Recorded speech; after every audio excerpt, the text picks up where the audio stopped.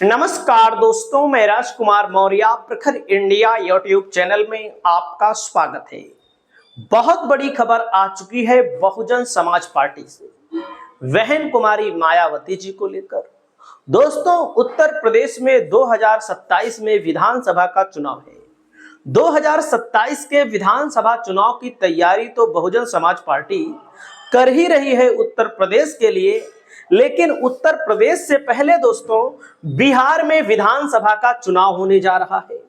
बिहार विधानसभा चुनाव को लेकर बहुजन समाज पार्टी ने अपनी तैयारी तेज कर दी है।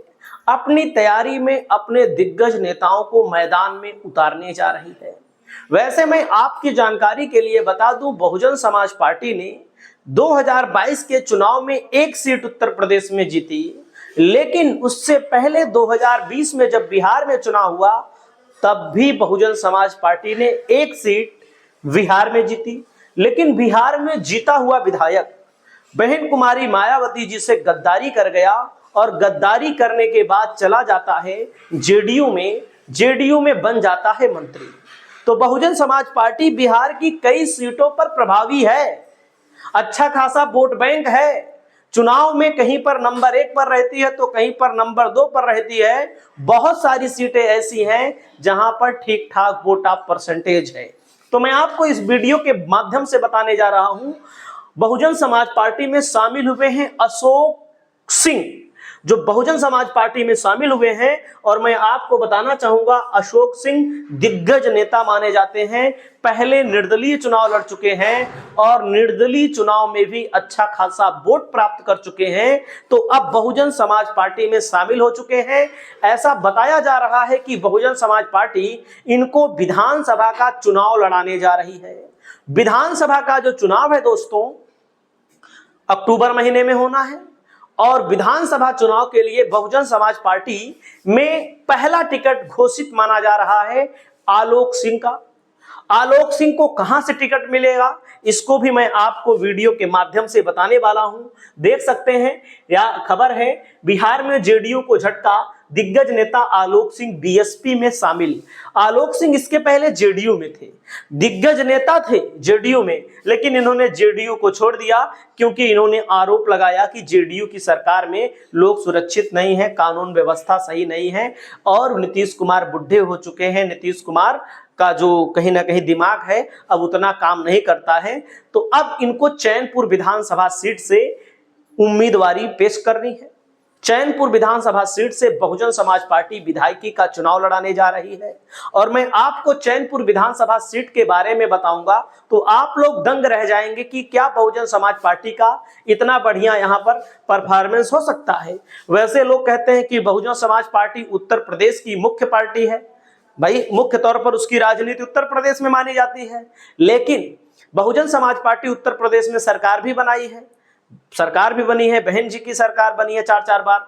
तो उत्तर प्रदेश के अलावा अन्य राज्यों में भी बहुजन समाज पार्टी का जनाधार है। जनाधार को आपको समझना है तो मैं आपको बताना चाहूंगा, देख सकते हैं, मोहम्मद जमा खान जीते थे चैनपुर विधानसभा सीट से पिछली बार, लेकिन मोहम्मद जमा खान ने गद्दारी कर दी। इन्होंने कहा नहीं, बसपा से जीते हैं तो क्या हुआ, अकेले थे, अकेले जीतने का मतलब चाहे जहां चले जाएं।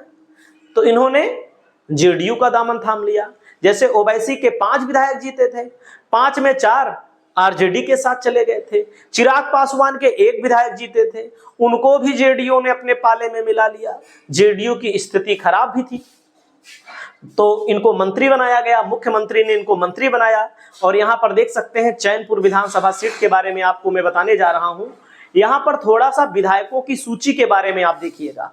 1995-2000 में बीएसपी यहां पर चुनाव जीती है। देखिए, 1995 में 2000 में महाबली सिंह बसपा से चुनाव जीते, वही महाबली फिर आरजेडी में जाते हैं। 2005 में 2 बार चुनाव हुआ तो 2005 में 2 बार यहां पर चुनाव जीते आरजेडी के टिकट पर। महाबली सिंह 2 बार जीते। वहीं पर आप देख सकते हैं दोस्तों, ब्रज किशोर सिंह यहां पर 2009 में उपचुनाव हुआ, जीते, बिंद है। 2010 में और 2015 में ब्रज किशोर सिंह बिंद है, बिंद मतलब निषाद, बीजेपी से जीते। 2020 में जमा खान जेडीयू में चले गए, लेकिन जीते थे बसपा से। तो आप समझ सकते हैं इस सीट पर बसपा या तो नंबर 1 पर रहती है, या तो नंबर 2 पर रहती है, या कभी कभी नंबर 3 पर भी रही है।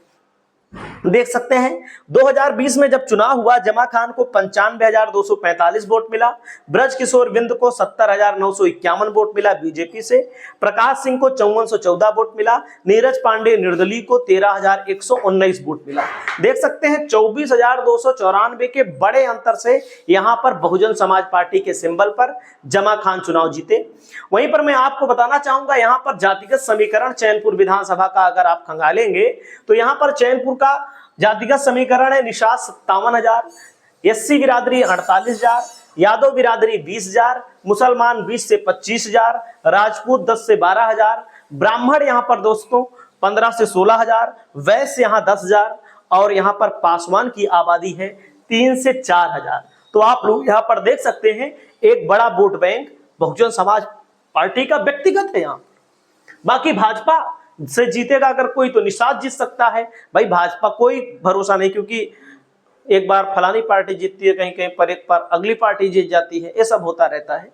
देख सकते हैं दोस्तों 2020 के नतीजे 34% वोट बीजेपी को मिला, 2 नंबर पर रही, 46% वोट बसपा को मिला, नंबर 1 पर रही, नीरज पांडे निर्दलीय को 6.37% वोट मिला, वोटिंग 95,245, 70,951, 13,119 वोट मिला। वहीं पर दोस्तों मैं आपको अगला बताना चाहूंगा, एक नजर में 2015 का देखिए। 15 में देखो जमा खान आरजेडी से लड़े, 2 नंबर पर रहे, महाबली सिंह बीएसपी से लड़े, 3 नंबर पर रहे, कम से कम वोट, बुरे हालात में, क्योंकि मैं आपको बता दूं आरजेडी और जेडीयू का गठबंधन था उस चुनाव में, बीजेपी तब यहां पर चुनाव जीत गई, तब बीजेपी चुनाव जीत गई यहां पर, तब भी आरजेडी यहां पर हार गई। वहीं पर दोस्तों जमा खान कांग्रेस से चुनाव लड़े, 19,000 वोट पाए थे, अजय आलोक बीएसपी से लड़े थे, 2 नंबर पर थे, ब्रज किशोर बिंद नंबर 1 पर थे। तो यहां पर देख सकते हैं 2005 के नतीजों को अगर आप खंगालना चाहें तो यहां पर देख लीजिएगा, महाबली सिंह 2005 में आरजेडी से जीते, 2 नंबर पर बीजेपी, 3 नंबर पर बीएसपी, यानी कि बीएसपी यहां पर 1, 2, 3 नंबर पर रहती ही है।